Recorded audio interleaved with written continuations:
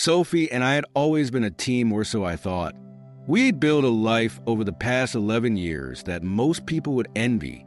We traveled the world, laughed at inside jokes, and fought over the thermostat like any normal couple. The 6 years of marriage were mostly smooth sailing, but lately, the waters felt choppy.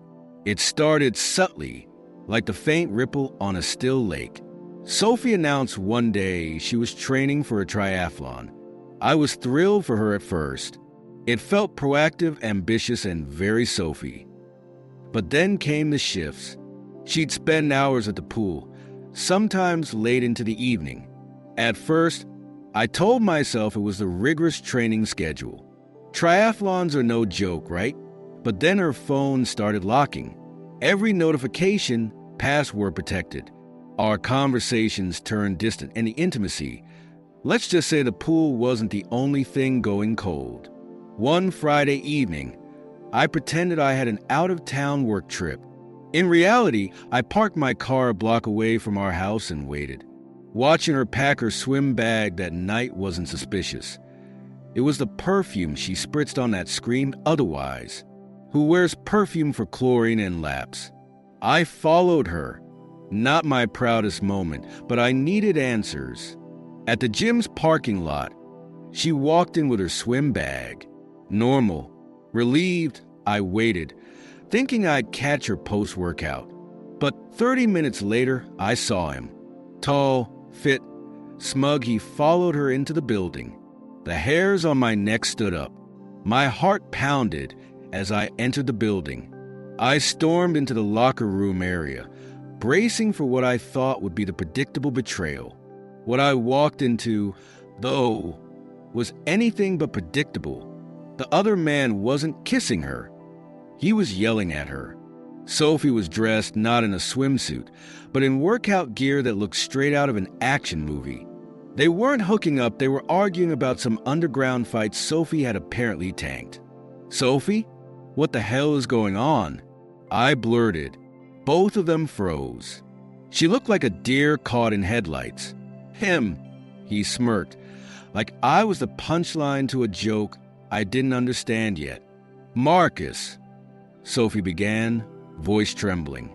You weren't supposed to find out like this. No kidding. And that's when it all spilled out the underground fight club, the bet she placed with our savings. And the high Sophie apparently got from risking it all. Her lover was no lover. He was her handler, a puppet master pulling the strings of her double life. In that moment, the betrayal wasn't just about infidelity. It was about every lie she'd ever told to keep me in the dark. Every fake smile, every love you, so while plotting something else entirely. I didn't know who I was more furious with, her for shattering the trust we built, or myself for being blind enough to let her. As we drove home, Sophie laid it all out. Every detail, every excuse, every reason she thought she needed this adrenaline fix to feel alive. And then came her ultimatum. Join me in this world, Marcus, or leave. The air was thick with tension as I tried to process it all. But one thing became very clear to me that night. Sophie wasn't the woman I thought I married. And maybe I wasn't the man I thought I was either. I wish I could tell you that I made some grand, dramatic decision that night.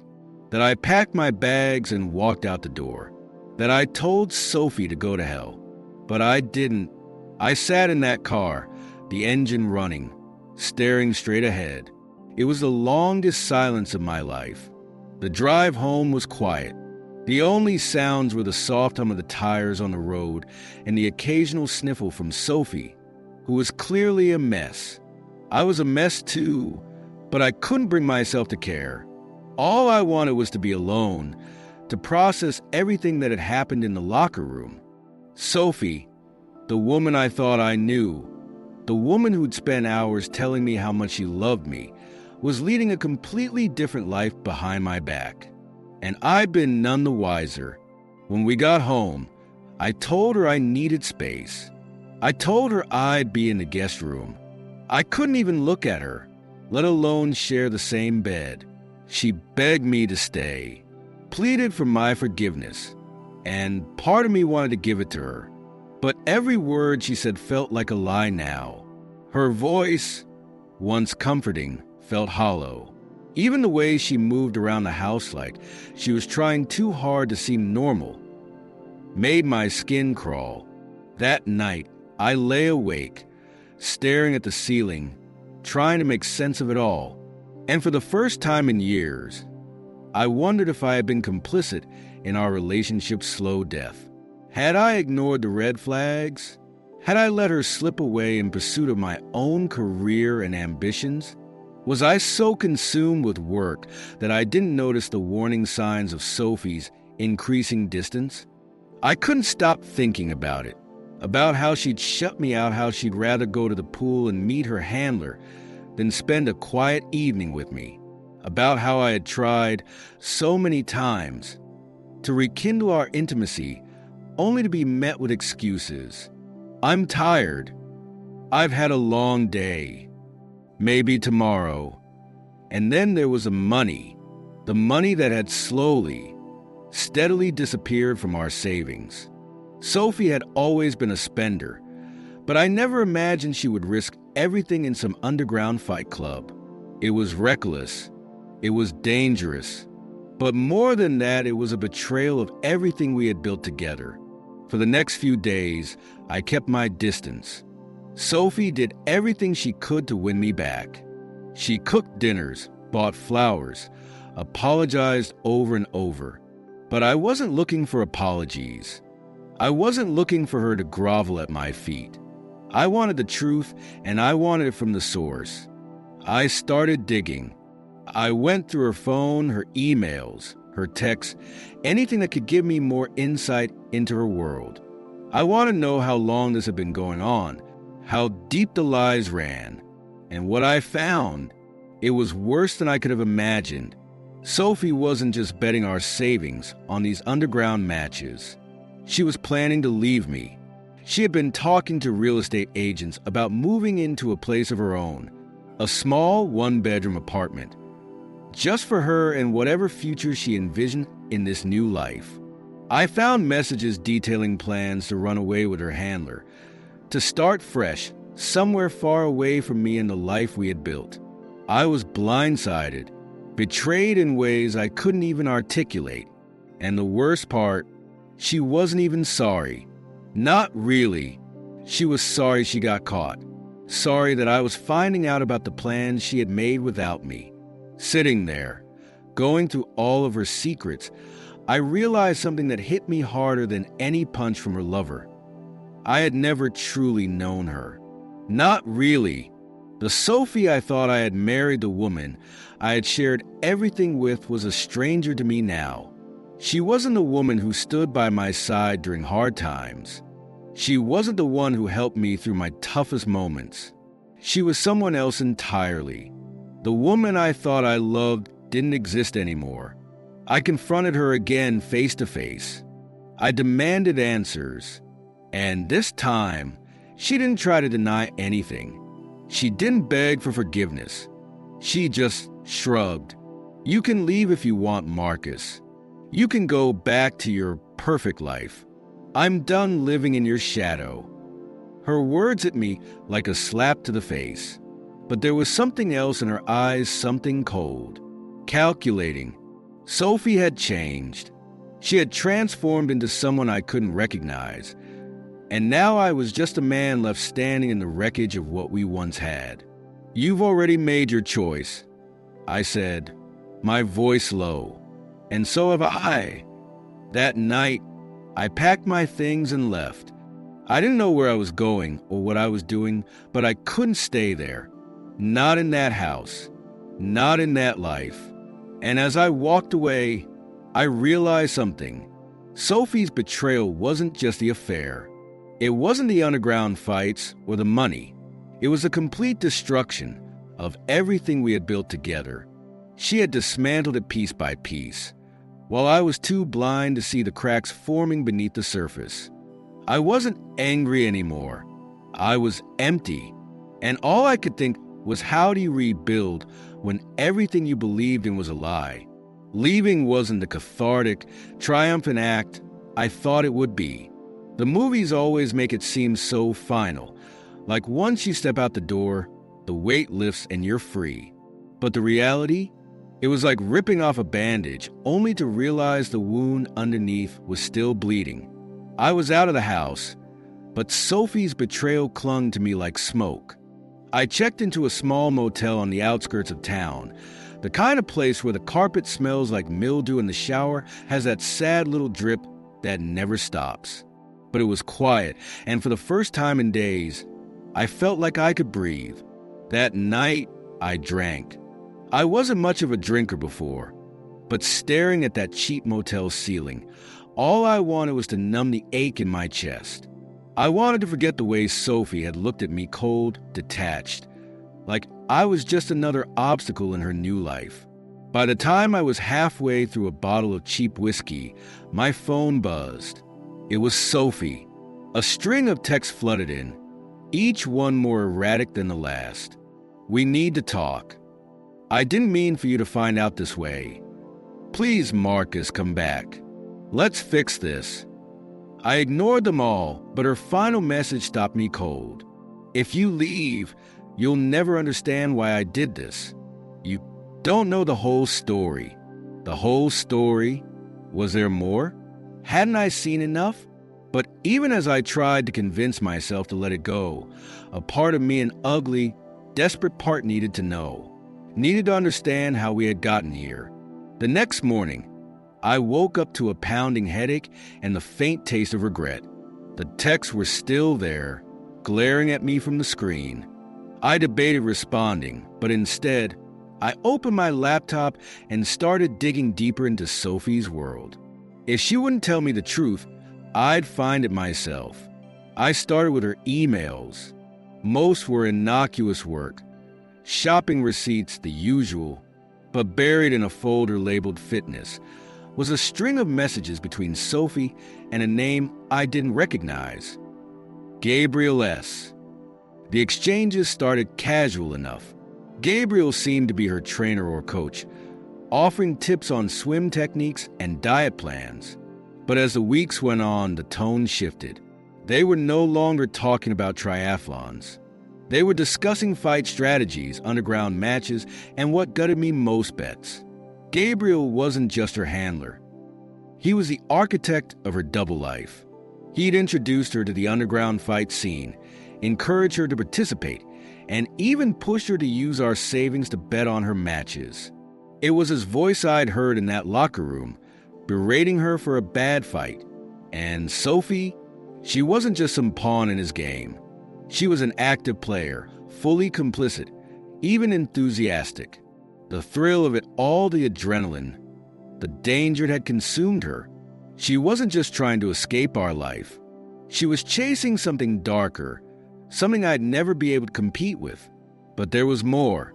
In one email, Gabriel wrote, "We can't keep using your accounts. Marcus is going to notice. I'll set up the offshore one this week." Offshore account? My stomach dropped. This wasn't just a betrayal of trust. It was financial sabotage. Sophie had drained nearly half of our savings and funneled it into an account I didn't even know existed. I sat back, staring at the screen, trying to piece it all together. The fights, the money, Gabriel. It was like unraveling a thread only to find the entire fabric of my life coming apart. By the time I closed the laptop, I wasn't sure what to feel anymore. Anger? Betrayal? Fear? All I knew was that the woman I thought I knew, the woman I'd loved for over a decade, was gone. And in her place was someone I didn't recognize. Someone I couldn't trust. That evening, I got a call from Sophie's sister, Lily. She was frantic, asking where I was and if Sophie was okay. Apparently, Sophie had told their family that I'd left because I couldn't handle her training. She spun the narrative to make herself the victim, painting me as some unsupportive husband who couldn't handle a strong, independent woman. I almost laughed. Almost. When I told Lily the truth, There was a long silence on the other end of the line. Finally, she whispered, "Oh my God, Marcus. I had no idea. I'm so sorry." We talked for hours. Lily filled in gaps I hadn't even known existed.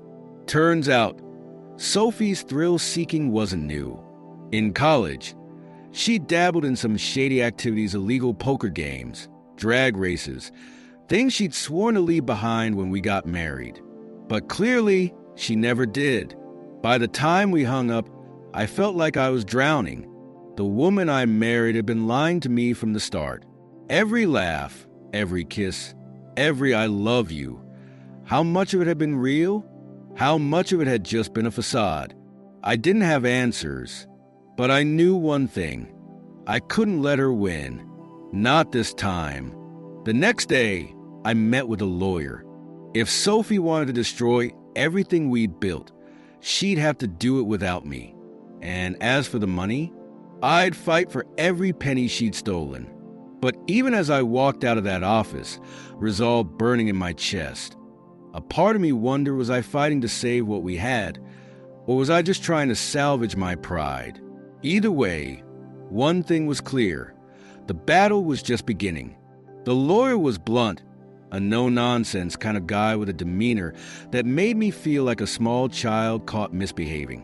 He leaned back in his chair, scanning the documents I brought with me, emails, bank statements, the messages between Sophie and Gabriel. "You've got a case," he said finally, his voice calm but edged with something close to pity. "She siphoned money from your joint account. That's fraud. And if you can prove she used it for illegal activities, it strengthens your position in a divorce." The word hit me like a sucker punch. Divorce.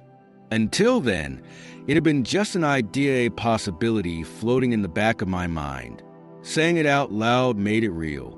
"Do you want to pursue it?" he asked, folding his hands and leaning forward.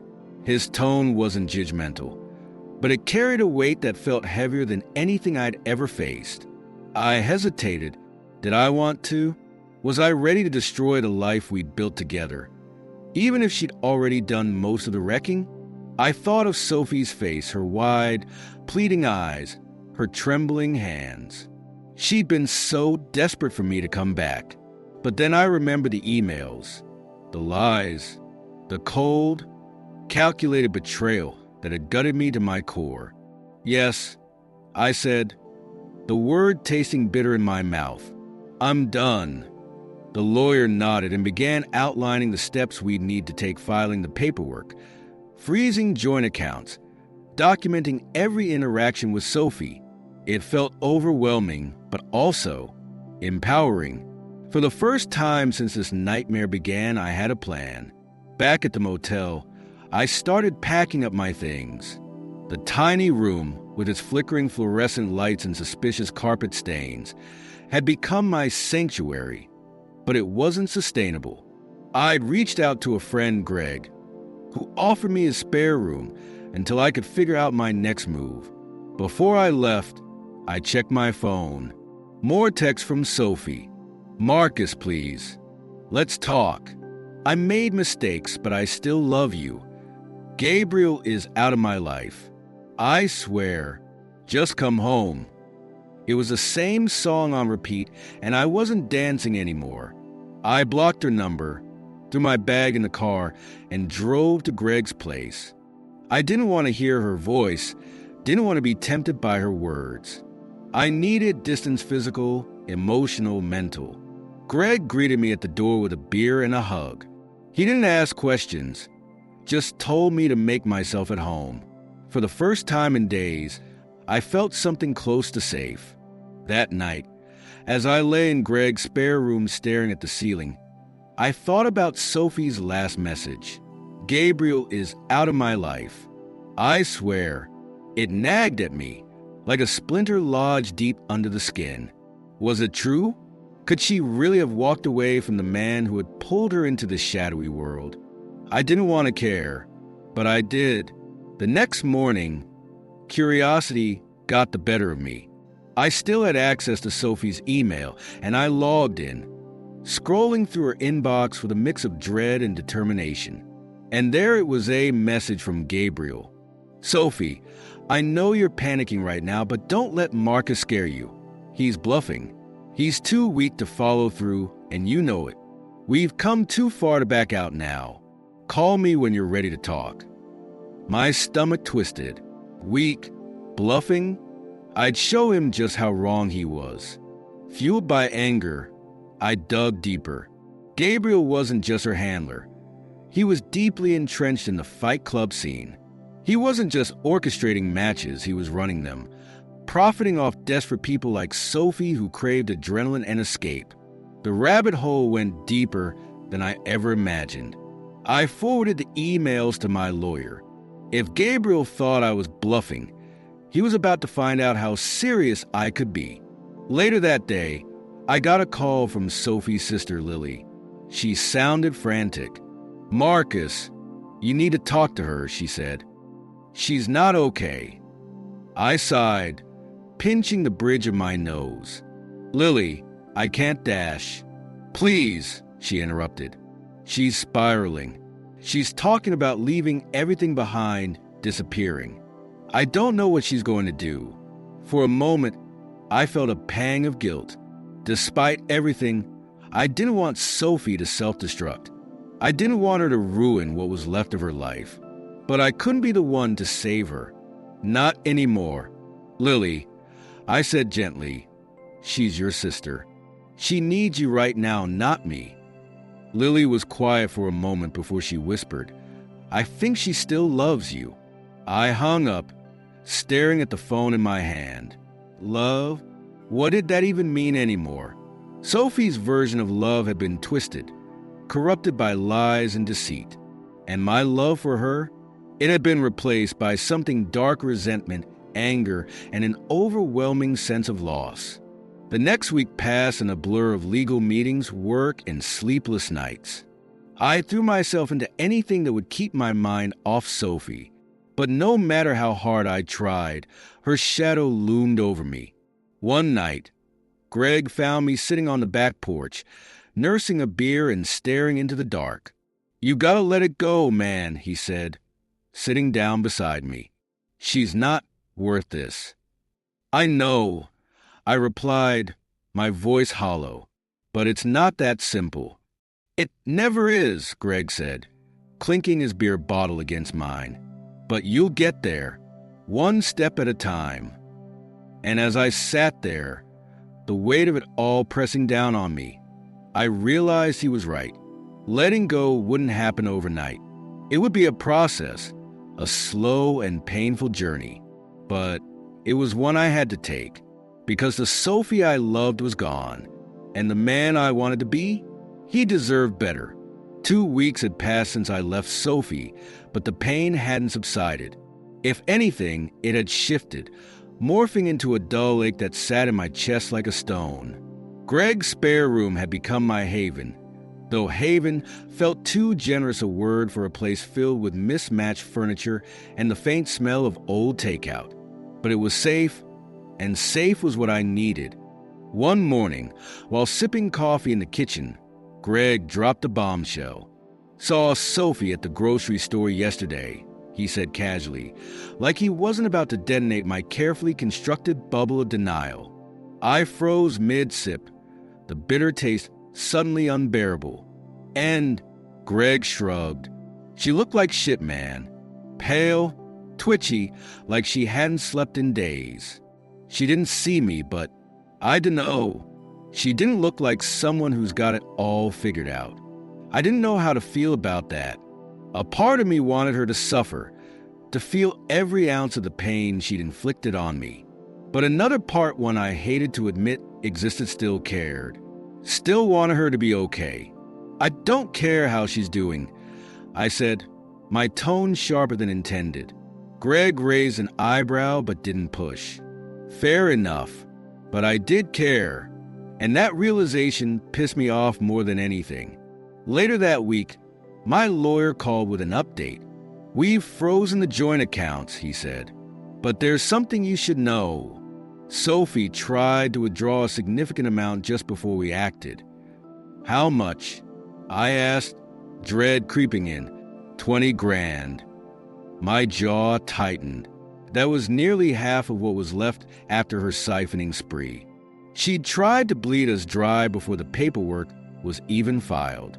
She's not going to make this easy, Marcus, the lawyer added. Be prepared for a fight. I'm ready. I lied. The truth was, I wasn't sure how much more I could take. That evening, I went through my emails again, hoping to find anything that could tip the scales in my favor. What I found was worse than I expected. Gabriel had sent another message to Sophie, this time with an attached video. Curiosity overrode my better judgment, and I clicked play. The footage was grainy, shot in a dimly lit warehouse, but it was unmistakably Sophie in the center of a makeshift ring. Her face was bloodied, her knuckles raw, but the crowd roared as she landed punch after punch on her opponent. She wasn't just fighting, she was winning, and she was reveling in it. I slammed the laptop shut, my stomach churning. This wasn't the Sophie I knew. This wasn't the woman I'd fallen in love with. This was someone else entirely, a stranger with my wife's face. The next day, I decided to confront her. I wasn't sure what I hoped to achieve, but I needed answers. Closure. Something to make sense of the chaos she'd unleashed. I texted her, breaking my self-imposed silence. We need to talk. Tonight. Our house. Her reply came quickly. Okay. When I walked into the house that evening, it felt foreign, like stepping into someone else's life. The photos on the walls, the familiar scent of her favorite candles, none of it felt like mine anymore. Sophie was sitting on the couch, looking smaller than I'd ever seen her. She wore an oversized hoodie, her hair pulled into a messy bun, her eyes rimmed with dark circles. You wanted to talk? She asked, her voice barely above a whisper. I didn't sit. I stood across from her, arms crossed, my anger barely contained. I saw the video, I said flatly. Her face paled. What video? Don't play dumb, Sophie. The one Gabriel sent you. The fight. She looked away, her hands trembling. Marcus, I dash. Why? I interrupted, my voice cracking. Why the fights? Why Gabriel? Why everything? She took a deep breath, but her words spilled out in a rush. Because I felt trapped, okay? Our life, it was perfect, but it wasn't enough. I needed more. I needed to feel alive, to feel something. Something? You had everything, Sophie. A life, a home, me. And that wasn't enough. Her eyes filled with tears, but I didn't feel sympathy. Not this time. You don't understand, she whispered. You never did.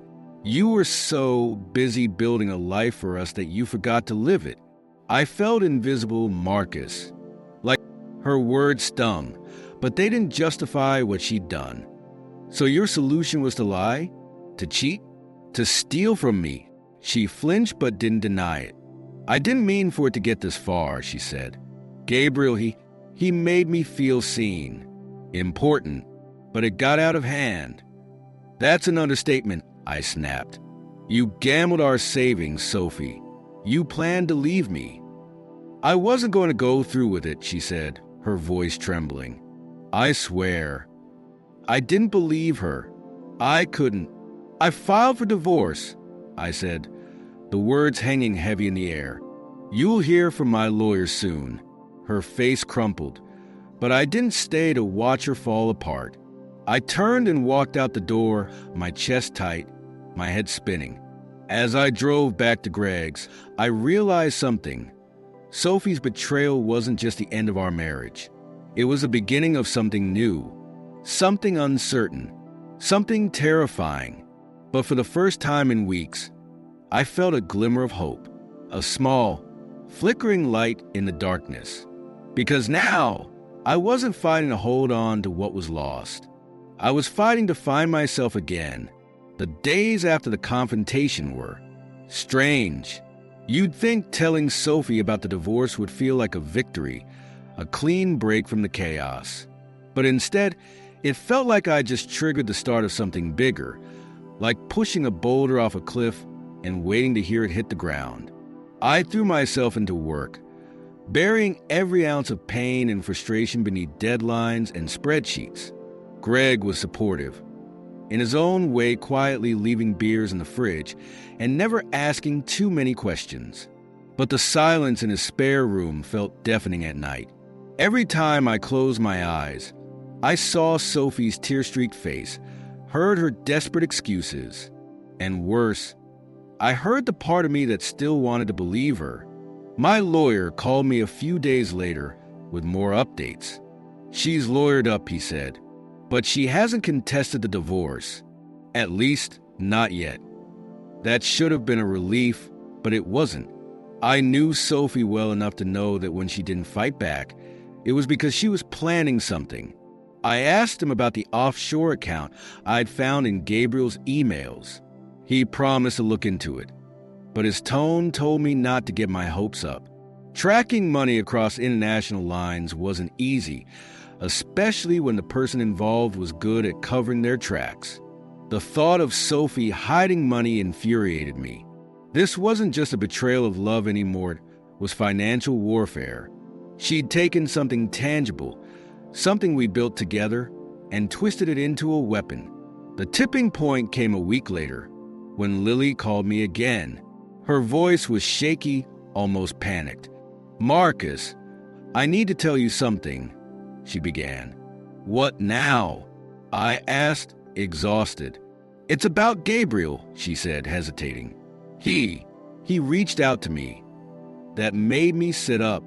Why the hell would he do that? He said Sophie's in over her head. Lily continued, that she owes people money, dangerous people. He said if you don't help her, it's going to get worse. Worse? I snapped. She drained our accounts, Lily. She lied to me for months. What else can she ruin? But Lily's voice cracked, and it stopped me cold. She's my sister, Marcus.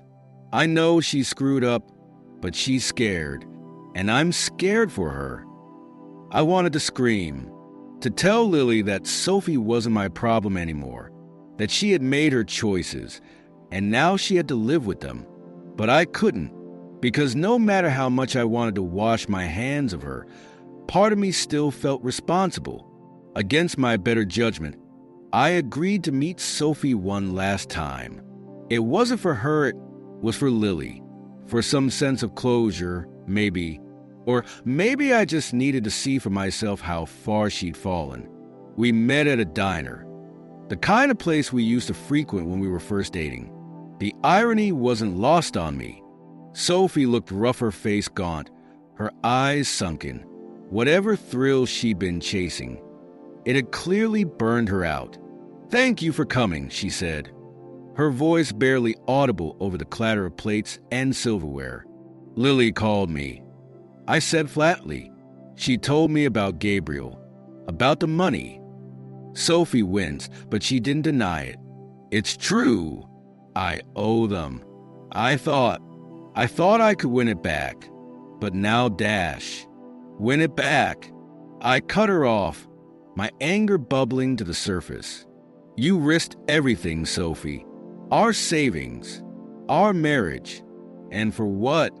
To feel alive? To prove something?" Tears filled her eyes, but I didn't feel sorry for her. "Not this time. I was stupid," she admitted. "I got caught up in it all. The fights, the money, Gabriel. It felt like control, like power. But now, I don't know how to fix it.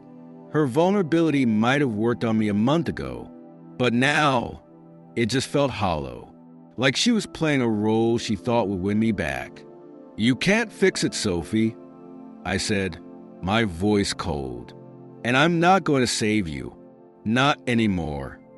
She nodded, as if she'd expected that answer. "I understand." For a moment, we sat in silence. And then she reached across the table, her hand trembling.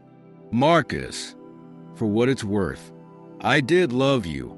I still do." I pulled my hand back, her words cutting deeper than I cared to admit. Then why wasn't it enough?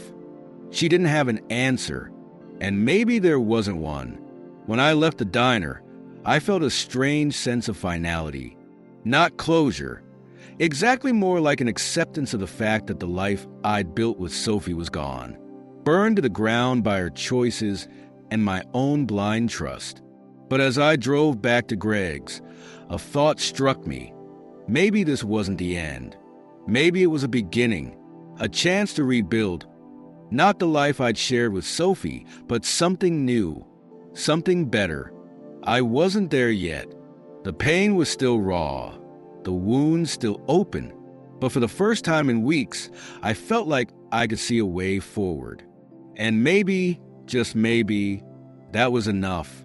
I wish I could say the conversation with Sophie at the diner brought closure, that it marked a clean break from the mess she'd made of our lives. But life rarely works like that, does it? The damage was done, but the aftermath kept creeping into my world, relentless and unyielding. A week after the diner meeting, my lawyer called with unsettling news. "Marcus," he said, his voice grim, "we've tracked the offshore account. The good news is that it's been frozen. The bad news is Gabriel filed a claim stating the funds belonged to him." What the hell?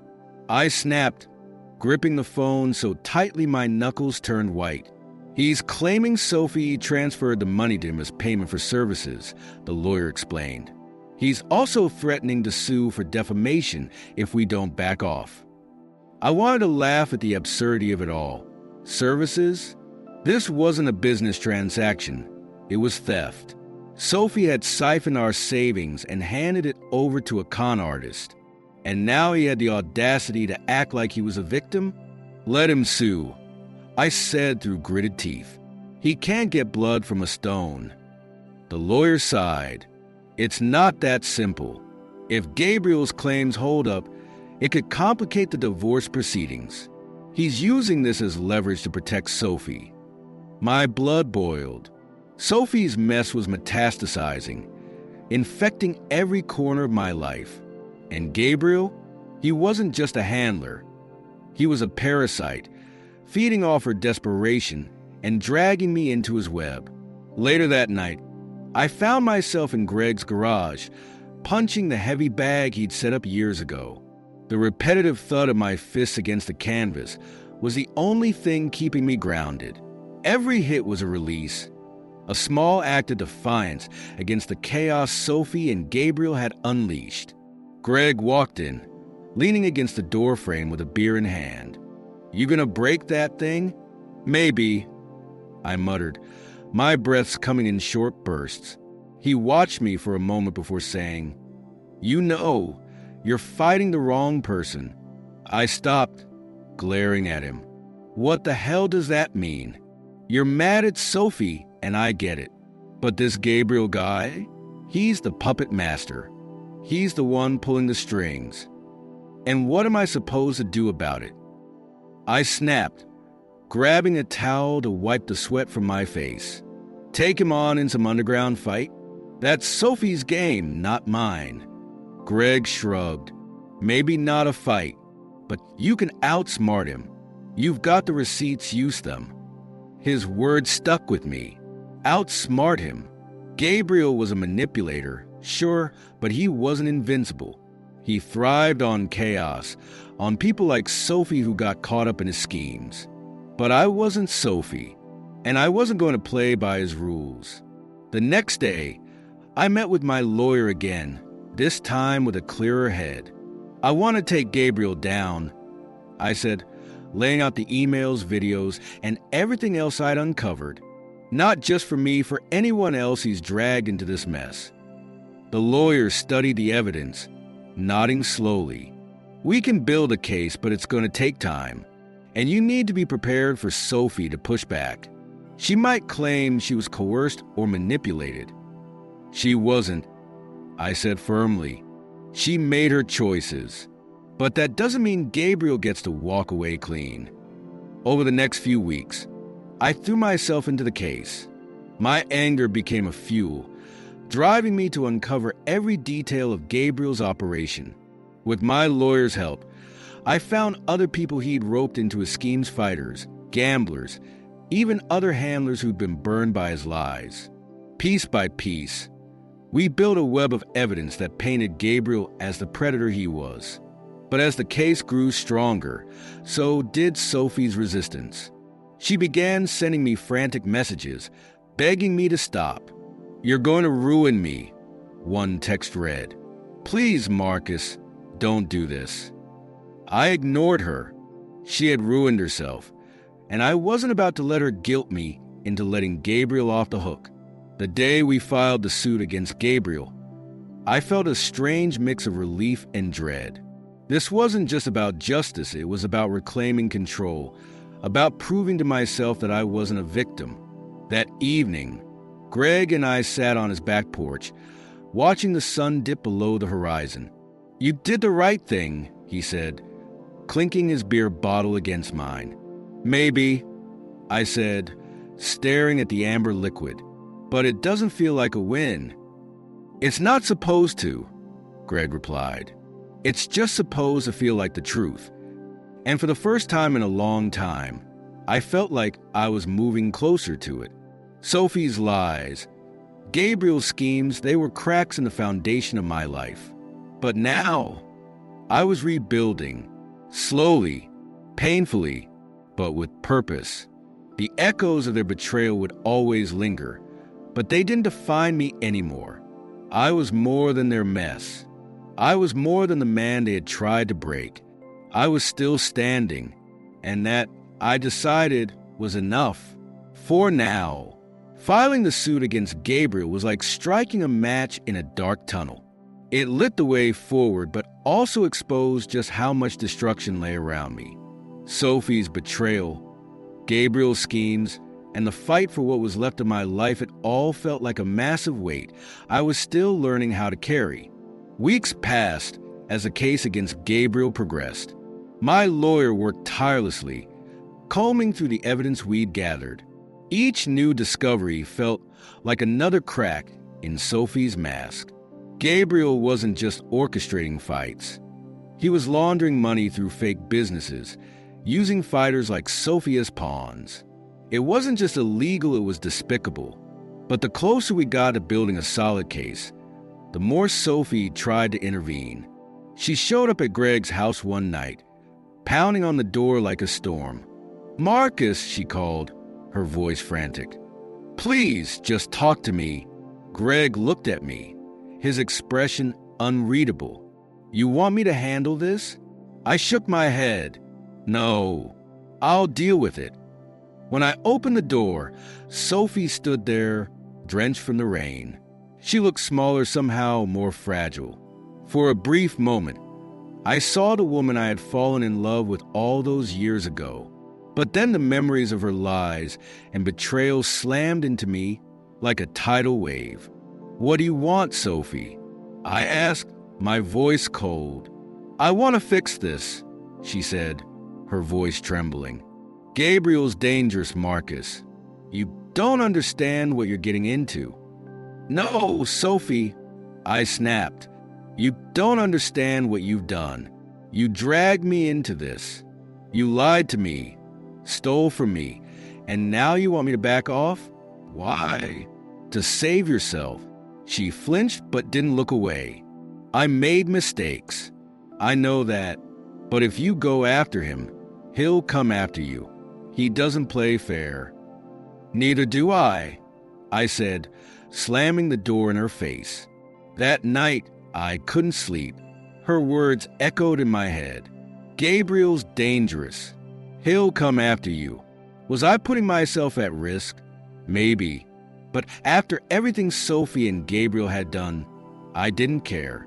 If he wanted a fight, I'd give him one. But the fear lingered, gnawing at the edges of my resolve. I started double-checking the locks at Greg's house, glancing over my shoulder when I walked down the street. It wasn't paranoia, it was survival. The turning point came during a deposition with Gabriel's lawyer. Gabriel didn't show up. Of course, he was too much of a coward to face me directly, but his lawyer tried to paint Sophie as the mastermind, claiming Gabriel was just a victim of her manipulations. She coerced him, the lawyer argued. She's the one who initiated the transfer of funds. My client merely followed her instructions. It was laughable and infuriating. My lawyer countered with the emails, the videos, the testimonies of others Gabriel had exploited. By the end of the deposition, Gabriel's lawyer looked like he wanted to crawl under the table. Still, the battle wasn't over. Gabriel had resources, connections, and a willingness to play dirty. But so did I now, or at least I had the truth. And that was enough. Sophie's name was dragged into the case more and more as the weeks went on. She'd gone from a participant to a co-conspirator in Gabriel's schemes, whether she realized it or not. Her name was on the documents. Her actions had consequences, and she was starting to feel the heat. One afternoon, I got a call from Lily. "She's falling apart, Marcus," she said, her voice thick with emotion. "I know she screwed up, but she's still my sister. Can't you help her?" "Help her?" I said bitterly. "I did that for years, Lily. Look where it got me." "She's not the only one Gabriel's destroyed," Lily pleaded. "You said it yourself, he's a manipulator. She's just another victim." I wanted to argue, to tell Lily that Sophie wasn't a victim, she was complicit. But deep down, I knew it wasn't that simple. People like Gabriel preyed on vulnerability, and Sophie had plenty of it. That didn't excuse what she'd done, but it made me wonder if I could walk away from this with some semblance of humanity intact. "I'll think about it," I said finally, though I wasn't sure what I meant. In the end, Gabriel's empire began to crumble. The case moved forward, and the evidence mounted against him. He tried to settle out of court, but I refused. This wasn't about money, it was about justice. As for Sophie, she stayed silent. I heard through Lily that she was laying low, avoiding the fallout. Part of me hoped she'd find a way to rebuild her life, to learn from the destruction she'd caused. But another part of me didn't care. I was too busy trying to rebuild my own. One night, as I sat on Greg's, standing up to him, to her. "Yeah," I said, staring out at the darkened street. "But it still feels like I lost." Greg was quiet for a moment before saying, "Maybe you did, but sometimes you have to lose to figure out what's worth winning." His words stuck with me as I stared at the horizon. The fight with Gabriel, the divorce from Sophie, they were just chapters in a story I hadn't finished writing. And for the first time, I felt like I had the power to decide how it would end. I didn't know what the future held, but I knew one thing. It was mine to shape, and that was a start